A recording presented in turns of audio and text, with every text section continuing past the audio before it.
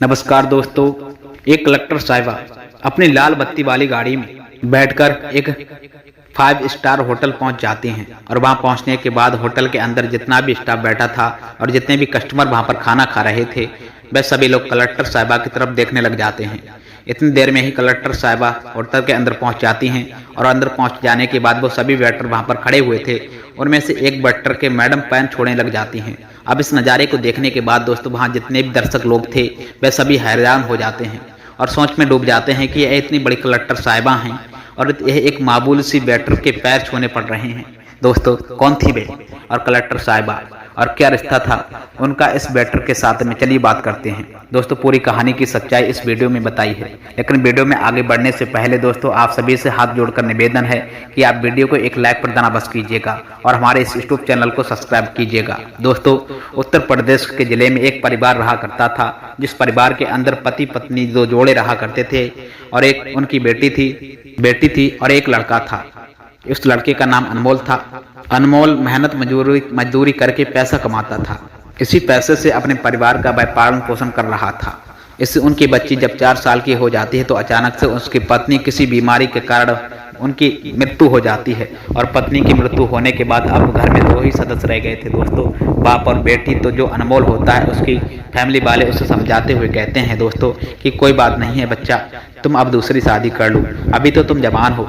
लेकिन जब अनमोल अपनी 4 साल की बेटी की तरफ देखने लगता है तो उसके फ्यूचर के बारे में सोचता है तो उन लोगों से साफ साफ वह मना कर देता है। वह कहता है कि मैं कभी दूसरी शादी जिंदगी में नहीं करूंगा। यदि मैंने जीवन में दूसरी शादी कर ली तो मेरी दूसरी पत्नी आएगी, वह पता नहीं कैसी होगी और मेरी बेटी के साथ कैसा व्यवहार रचाएगी। और ऐसा होता हुआ अनमोल ने कई बार देखा और सुना भी था। दोस्तों इसके बाद अनमोल भी अपनी बेटी का पालन पोषण करने का फैसला कर लेता है और किसी तरह से दोस्तों मेहनत मजदूरी करके उसे पाल पोस कर बड़ा करने लग जाता है। दोस्तों उस बच्ची का नाम उन्होंने राधिका रखा था। अब राधिका स्कूल जा रही थी। अनमोल मेहनत और मजदूरी किया करता था और अपनी बच्ची का बहुत अच्छे से ख्याल रख रहा था और उसे अपनी पढ़ाई लिखाई में आगे बढ़ाने जा रहा था। धीरे धीरे दोस्तों समय बीतता गया और समय के साथ राधिका भी 10वीं क्लास में पहुंच चुकी थी और जैसे ही वह 10वीं क्लास में पहुंचती है दोस्तों तो एक दिन अनमोल उससे कहता है कि बच्ची, यदि तुम 10वीं कक्षा में अच्छे नंबर लेकर आओ तो मैं तुम्हें तुम्हारी किसी भी एक इच्छा को पूरा कर दूंगा। दोस्तों वे गरीब लोग थे। अब इस बात को सुनने के बाद राधिका बच्ची बहुत ही खुश हो जाती है और कहती है कि क्या सच में पापा जी आप मेरी इच्छा पूरी करोगे? तो अनमोल कहते हैं कि हाँ जी मेरी बेटी, जो तुम चाहोगी मैं वह करूँगा। और उसके बाद दोस्तों उसकी बेटी कहती है कि पापा जी यदि मैं 10वीं क्लास में अच्छे मार्क्स लेकर के आती हूँ तो आप मुझे किसी 5 स्टार होटल में डोसा खिलाकर लेकर आओगे। मेरी सिर्फ यही एक इच्छा है और मैं 5 स्टार होटल के अंदर बैठ कर के डोसा खाना चाह रही हूँ पापा। इसके बाद अनमोल अपनी बेटी से कहता है। इधर जो राधिका होती है दोस्तों, भाभी दोस्तों दिन रात मन लगा करके अपनी पढ़ाई में लग जाती है। कड़ी मेहनत और तैयारी के साथ साथ अपने बोर्ड के एग्जाम देने लगती है। तो दोस्तों जो राधिका बच्ची होती है वह 10वीं क्लास में बहुत अच्छे मार्क्सों से पास हो जाती है। राधिका ने न केवल अच्छे नंबर प्राप्त किए थे बल्कि पूरे जिले को टॉप पर आई थी। अब ये बात जैसे ही दोस्तों अनमोल पिता को पता चलती है कि उसकी बेटी ने पूरे जिले को टॉप किया है तो उसकी खुशी का कोई भी ठिकाना नहीं रहता। वह कहता है कि बच्ची अब मैं तुम्हारी इच्छा को पूरा करना चाहता हूँ। उसके पिताजी ने काफी दिनों से कुछ पैसे जोड़कर रखे थे अपनी बेटी को 5 स्टार होटल में डोसा खिलाने के लिए। यदि वह बाहर ज्यादा नंबर ना लेकर आती तो तब भी वह उसे डोसा खिलाकर जाने वाला था। जी हाँ दोस्तों, अब 2 गुना खुशी के साथ जा रहा था। इसके साथ दोस्तों अनमोल तैयार हो जाता है और अपनी बेटी से भी तैयार होने के लिए कह देता है। फिर अपनी बेटी को लेकर वहां सबसे बड़े 5 स्टार होटल पर पहुंच जाता है। दोस्तों अनमोल के पास साधारण से कपड़े थे, बहुत पुराने वस्त्र थे जो उसने पहन कर रखे थे दोस्तों, और उन्हीं कपड़ों को पहनकर वह 5 स्टार अंदर के होटल के अंदर और एक वहां टेबल पर बैठ जाता है। कुछ कस्टमर वहां पर खाना खा रहे थे और वे उस अनमोल की तरफ देखने लगते हैं। तभी दोस्तों वहां पर वेटर आ जाता है जिसका नाम रमेश रहता है। वेटर उनसे कहता है कि हाँ जी सर बताइए आपको क्या खाना है। उसके बाद अनमोल कहता है कि मेरी बेटी के लिए एक डोसा लेकर आओ। और तो रमेश उनसे कहता है कि सर जी आपके लिए मैं क्या लेकर के आऊं। लेकिन अनमोल कहता है कि मुझे कुछ नहीं खाना है दोस्तों, मैं केवल अपनी बच्ची को डोसा खिलाने के लिए यहाँ पर आया हूँ क्योंकि इसने अपनी इच्छा के तौर पर मुझसे बताया था कि यदि मैं 10वीं क्लास को टॉप कर देता हूँ तो मैं फिर आप मुझे 5 स्टार होटल में डोसा खिलाने के ले जाना और मैं मेरे पास सिर्फ उतने ही पैसे हैं कि मैं अपनी बेटी को डोसा खिलाऊं। उससे ज़्यादा मेरे पास पैसा नहीं है। आप सिर्फ मेरी बच्ची के लिए डोसा लेकर आइए, ये खाएगी तो मुझे भी अच्छा लगेगा। अब इन बातों को रमेश दोस्तों जानता है, तो एकदम से यह बातें उसके दिल पर लग जाती हैं। अब वह वहां से चला वापस आता है और होटल के मालिक के पास पहुंच जाता है। उनसे कहता है कि मालिक, सामने जो टेबल पर वह गरीब व्यक्ति अपनी बेटी के साथ बैठा हुआ है, उसकी बेटी ने 10वीं क्लास में जिले को टॉप किया है और इसी खुशी में वह अपनी बेटी को यहाँ पर डोसा खिलाने के लिए आया है।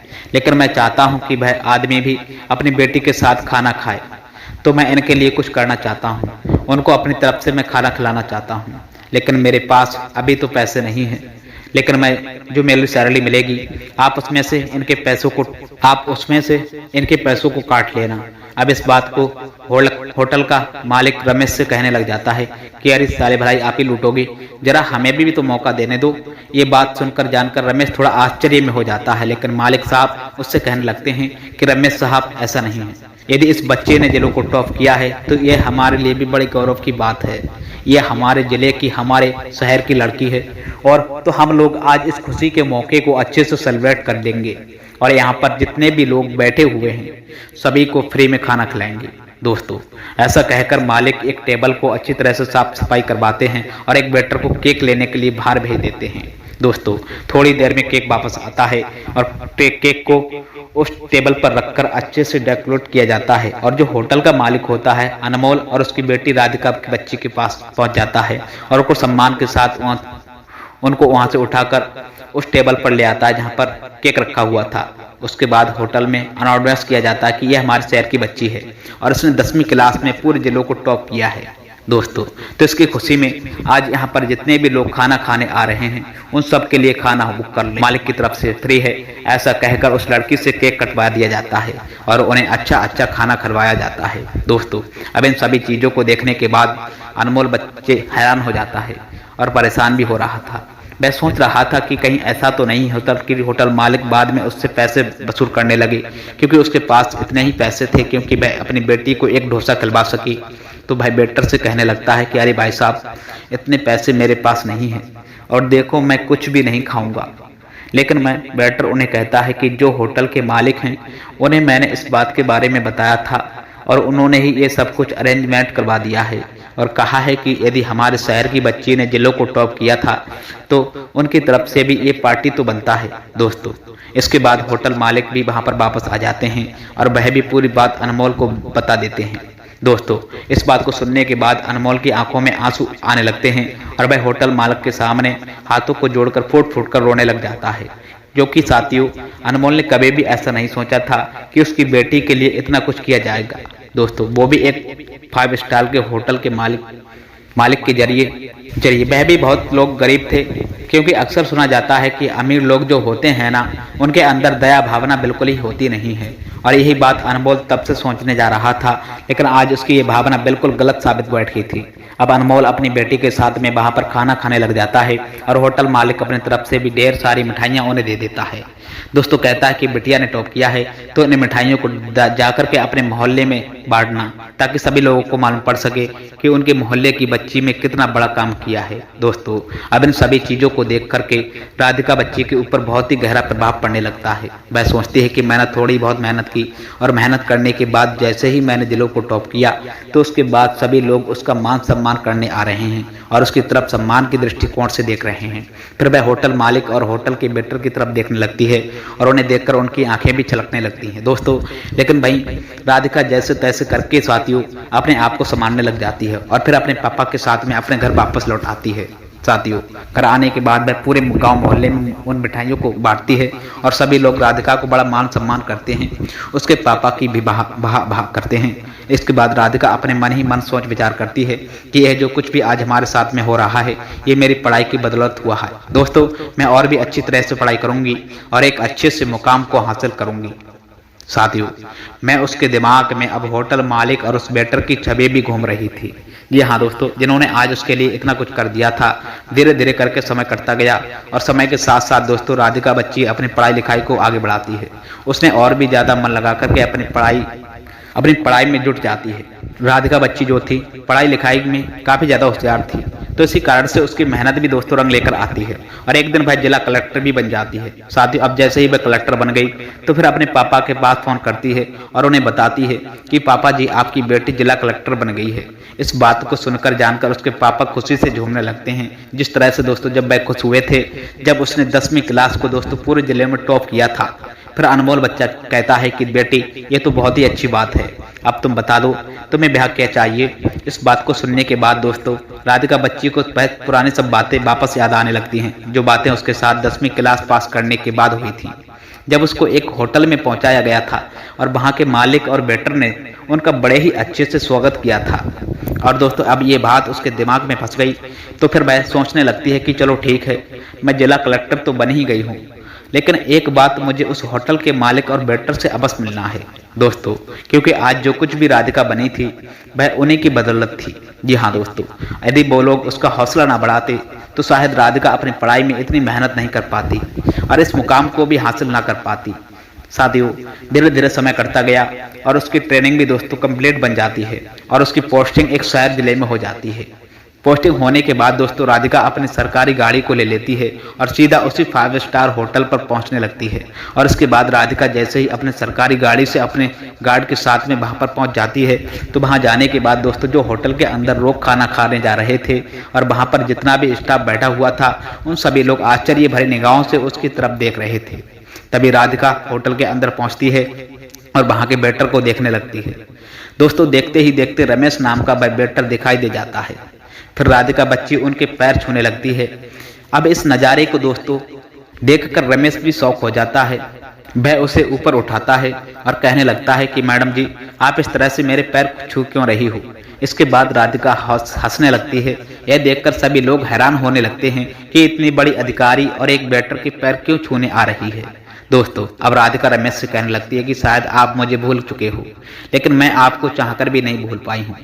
रमेश थोड़ा सोच विचार में आता है और कहता है कि मैडम जी, मेरी समझ में आपको नहीं आ रही, आप किस तरह की बातें कर रही। तो राधिका बताती है कि आज से कई वर्ष पहले मैं इस होटल में अपने पापा जी के साथ डोसा खाने के लिए आई हुई थी और उस टाइम आप ही हमारे टेबल पर आए थे, लेकिन आपने जाकर मालिक को बताया था कि, और मालिक ने फिर अच्छी तरह से हमारा स्वागत संस्कार किया था। आज जो कुछ भी मैं एक कलेक्टर बनी हूँ वो सब कुछ आपकी ही बदौलत है। शायद आप उस समय मेरा हौसला ना बढ़ाते तो मैं अपनी पढ़ाई को सीमित दायरे में ही करती।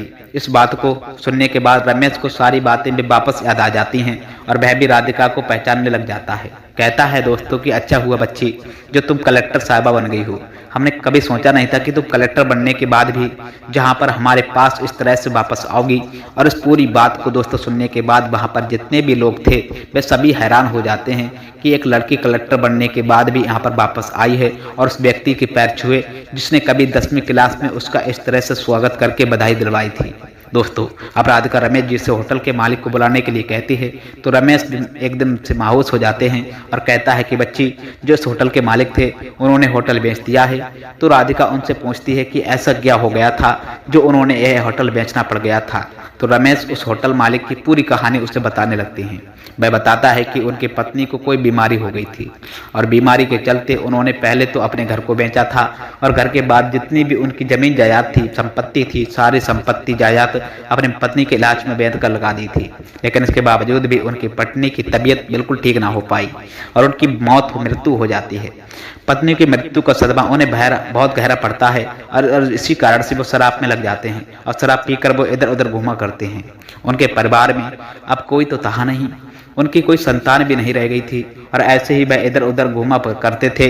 तो एक दिन मुझे वह ऐसे ही घूमते हुए मिल जाते हैं और उसके बाद उन्हें मैंने अपने घर पर रख लिया है। अब मैं वहीं पर उनको रखे उनकी सेवा करता हूँ। इस बात को सुनकर राधिका को बड़ा ही दुख मिलता है और उसकी आंखों से आंसू बहाने लगते हैं। इसके बाद दोस्तों राधिका रमेश जी को अपनी गाड़ी में बैठलवाती है और उनके घर पर जाने के लिए अपनी कार को लेकर के वहां के लिए निकल जाती है। दोस्तों वहां जाने के बाद वो जैसे ही होटल मालिक को देखती है तो दोस्तों होटल मालिक को देख करके वह फूट फूट कर रोने लग जाती है और जाकर उनके पैरों को छूने लग जाती है। अब होटल मालिक को कुछ भी समझ में नहीं आ रहा था, लेकिन तभी रमेश साहब बताते हैं कि मालिक की यह भाई लड़की है जिनके लिए घर के ने पार्टी का सेपरेट होटल में करवाया था और सभी लोगों को फ्री में पार्टी दी थी। अब इस बात को सुनकर होटल मालिक की आंखों से आंसू बहने लग जाते हैं अब वह काफी ज्यादा बुजुर्ग हो गए थे। राधिका उन होटल मालिक को सहारा देने लगती है और कहती है कि कोई बात नहीं जी, जो आपके साथ हुआ था और वह बहुत भयंकर और बहुत बुरा हुआ, लेकिन होने को कौन टाल सकता है। इसके बाद राधिका उन होटल मालिक को लेकर अपने घर वापस आ जाती है और वहां पर अपने पापा के साथ उन्हें रखने लगती है। पापा भी जैसे भी होटल के मालिक की ये दुख भरी बात सुनते हैं तो उन्हें भी बहुत दुख मिलता है, क्योंकि होटल मालिक एक असलियत में एक ईमानदार व्यक्ति था और उनके साथ ऐसा हो गया था जो शायद किसी बेईमान आदमी के साथ भी ना हो। अपराधिका उनकी बहुत अच्छी से सेवा भाव करती है।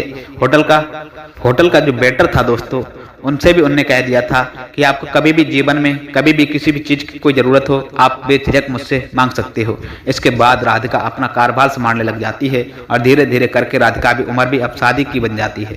अब शादी राधिका की एक लड़के से हो जाती है, लेकिन शादी से पहले दोस्तों राधिका जी ने उस लड़की से कहा था कि मेरे 2 पिता हैं और दोनों पिता मेरे ही साथ रहेंगे और उनकी भी सेवा तुम्हें करनी होगी। इस बात को उसका पति भी मान जाता है और राधिका के पिता और होटल के मालिक को अपने साथ ही लेकर आता है और वहीं पर दोस्तों उनकी सेवा करने लग जाता है। दोस्तों जब राधिका के पति को यह मालूम पड़ती है बात कि यह दूसरा पिता किस वजह से इनके साथ में है, तो दोस्तों उसके बाद राधिका का पति भी उनका बहुत ज्यादा अधिक मान सम्मान करने लग जाता है और उनको बहुत ही ज्यादा सम्मान दिया करता है। दोस्तों तो ये थी आज की कहानी एक लड़की की जिसने दोस्तों 10वीं क्लास से जिला टॉप किया था और दोस्तों उसके बाद एक साइबुलेशन ने उनकी जिंदगी ही पलट कर रख दी। दोस्तों वह एक जिला कलेक्टर बन चुकी थी और जिला कलेक्टर बनने के बाद दोस्तों उसने कुछ ऐसा खास करके दिखाया था जो शायद सपनों में भी किसी ने सोचा नहीं होगा। आप क्या कहना चाहोगे राधिका के बारे में दोस्तों? आप जो कहना चाहते हो अनमोल जी के बारे में, आपकी जो भी राय है कमेंट बॉक्स के माध्यम से, वह होलक के मालिक के बारे में भी आपकी जो भी राय हो कमेंट बॉक्स में अवश्य बता सकते हो। यदि कहानी आपको जरा सी भी पसंद आई हो तो प्लीज हमारे इस यूट्यूब चैनल को भी सब्सक्राइब अवश्य कीजिएगा और वीडियो को भी दोस्तों एक लाइक प्रदान करके जाइएगा। मिलते हैं साथियों फिर एक नई और एक इंटरेस्टिंग कहानी के साथ दोस्तों, तब तक के लिए आपका बहुत बहुत धन्यवाद। जय हिंद, जय भारत, जय राधे कृष्ण।